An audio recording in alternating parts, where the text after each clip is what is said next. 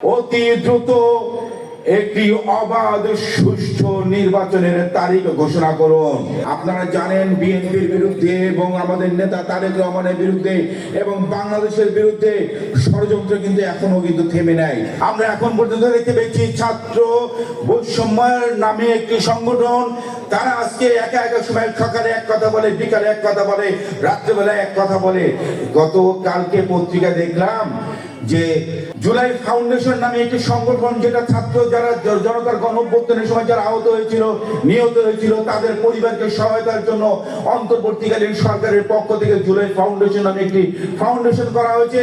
সেই ফাউন্ডেশনের প্রধানের দায়িত্ব, যে বৈষম্য বিরোধী ছাত্র আন্দোলনের যাকে দায়িত্ব দেওয়া হয়েছে, তার নামটি আপনারা বললাম না, আপনারা খুঁজে নেবেন।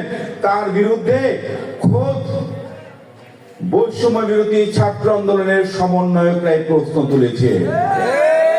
আপনারা দেখেছেন গতকালকে সোশ্যাল মিডিয়াতে কিন্তু সেই সমস্ত বিতর্কগুলো কিন্তু এখন সব জায়গায় কিন্তু ছড়িয়ে পড়েছে। আমরা মাফিয়া ফ্যাসিস্ট শেখ হাসিনার বিরুদ্ধে আমরা 17 বছর আন্দোলন করেছি। এখন অন্তর্বর্তীকালীন সরকারের ছায়াতে যদি আর এক ফ্যাসিস্ট জন্মানোর চেষ্টা করে, জাতীয়তাবাদী যুবদল সেটা রুখে দেবে ইনশাআল্লাহ। আমরা বলতে চাই, আপনারা কোনো টাল বাহানা করবেন না। আপনারা অতি দ্রুত একটি অবাধ সুষ্ঠু নির্বাচনের তারিখ ঘোষণা করুন। বছরের পর বছর এদেশের মানুষ তাদের ভোটাধিকার পরিবেশের ভোটাধিকারের জন্য যে আন্দোলন করে এসেছে, যাকে খুশি তাকে ভোট দিবে, আমার ভোট আমি দিব, যাকে খুশি তাকে দিব, সে ভোটাধিকারের জন্য একটি সুষ্ঠু নির্বাচনের তারিখ আপনারা ঘোষণা করুন। আমাদের নেতা জনাব তারেক রহমান গত বছর 2023 সালে, এখন তো 2025 চলছে, 2023 সালে আমাদের নেতা জনাব তারেক রহমান আগামী দিনের রাষ্ট্র কাঠামো মেরামতের লক্ষ্যে 31 দফা দিয়েছে। একটি জনগণের দ্বারা প্রত্যক্ষ ভোটে নির্বাচিত সরকার ছাড়া কখনো সেই দেশের সংস্কার সম্ভব হতে পারে না। বাংলাদেশের জাতীয়তাবাদী যুবদল বাড্ডা থানা তথা 97 নম্বর ওয়ার্ডের যুবদলের নেতা কর্মীদের প্রতি আমি আহ্বান জানাবো।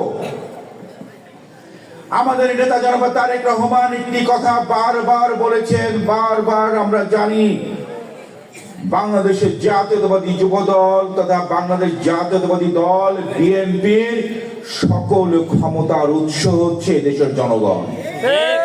বাংলাদেশের জনগণের জনপ্রিয়তার শীর্ষে থাকা দলটির নাম বাংলাদেশের জাতীয়তাবাদী দল বিএনপি। বিএনপি সবসময় জনগণের পাশে থাকে, বিএনপি সবসময় জনকল্যাণমূলক কাজ করে। আমরা বলতে চাই, আমরা যারা অতীতে আন্দোলন সংগ্রামে ভূমিকা রেখেছে, যারা পুলিশের দ্বারা নির্যাতিত হয়েছে, যারা হামলার শিকার হয়েছে, যারা মামলা খেয়েছে, যারা জেলে গিয়েছে এবং যাদের পরিবার নির্যাতিত হয়েছে, আন্দোলন সংগ্রামে যারা নেতৃত্ব দিয়েছে, আন্দোলন সংগ্রামে যারা ভূমিকা রেখেছে এবং আন্দোলন সংগ্রামে যারা বুক চিতিয়ে হাসিনার বিরুদ্ধে লড়াই করেছে, তারাই যুবদল করবে, এর বাইরে কেউ করতে পারবে না। আমরা আন্দোলন করেছি দীর্ঘ 17টি বছর। 17 বছরের আন্দোলনে আমরা অনেক কিছু হারিয়েছি, আমাদের অনেক সহযোদ্ধাদেরকে হারিয়েছি, অনেকে গুম হয়েছে, অনেকে ক্রস ফায়ারের শিকার করেছে, অনেকে জেলখানায় নির্যাতনের শিকার হয়ে অনেকে মারা গিয়েছে। এবং সর্বশেষ ছাত্র আন্দোলনের সময় বিশেষ করে ঢাকা শহরের যে কয়টি স্পটে ছাত্র জনতার গণ অভ্যুত্থানে অগ্নিগর্ভ হিসেবে বিস্ফোরণ আন্দোলনের বিস্ফোরণ ঘটেছিল, এর মধ্যে বাড্ডা ছিল অন্যতম। একটি প্রাথমিক পর্যায়ে আমরা দেখতে পেয়েছি সে ব্র্যাক ইউনিভার্সিটি থেকে একটা পর্যায়ে ফ্যাসিস্ট হায়না তারা হেলিকপ্টারের মাধ্যম দিয়ে তারা কিন্তু তাদের আইন শৃঙ্খলা বাহিনীর উদ্ধার করে নিয়ে যেতে বাধ্য হয়েছিল।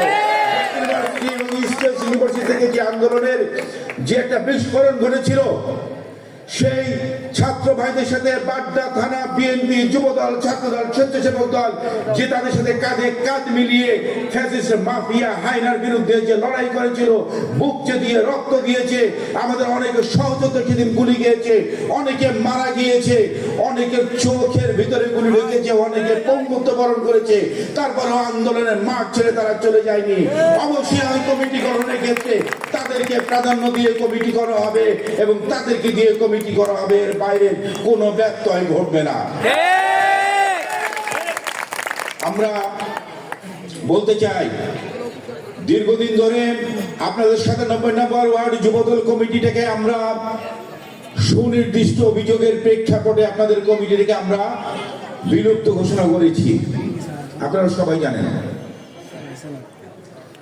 কেন করেছি, কি জন্য করেছি। আমি আজ থেকে তার বিস্তারিত প্রসঙ্গে যাব না, তবে এটুকু বলতে চাই, দলের নাম ভাঙিয়ে কেউ যদি কোনো অপকর্ম করে থাকে, দলের সুনাম ক্ষুণ্ণ করে, আপনারা জানেন বিএনপির বিরুদ্ধে এবং আমাদের নেতা তারেক রহমানের বিরুদ্ধে এবং বাংলাদেশের বিরুদ্ধে ষড়যন্ত্র কিন্তু এখনো কিন্তু থেমে নাই, ষড়যন্ত্র কিন্তু চলছে। যারা আজকে দলের নাম ভাঙিয়ে অপকর্ম করবে, আজকে দলের সুনাম ক্ষুণ্ণ করবে, আমরা আমাদের নেতা তারেক রহমানের নির্দেশে তাদের বিরুদ্ধে আমরা সাংগঠনিক ব্যবস্থা নিয়েছি।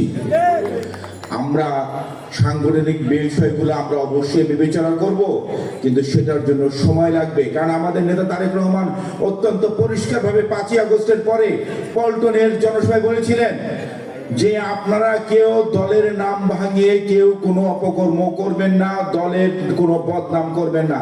যারা দলের নাম ভাঙিয়ে কেউ যদি কোনো অপকর্ম করে থাকে তাহলে সে একজন দুর্বৃত্ত বলে পরিচয় হবে, যুবদলের কোনো কর্মী বলে পরিচয় হবে না।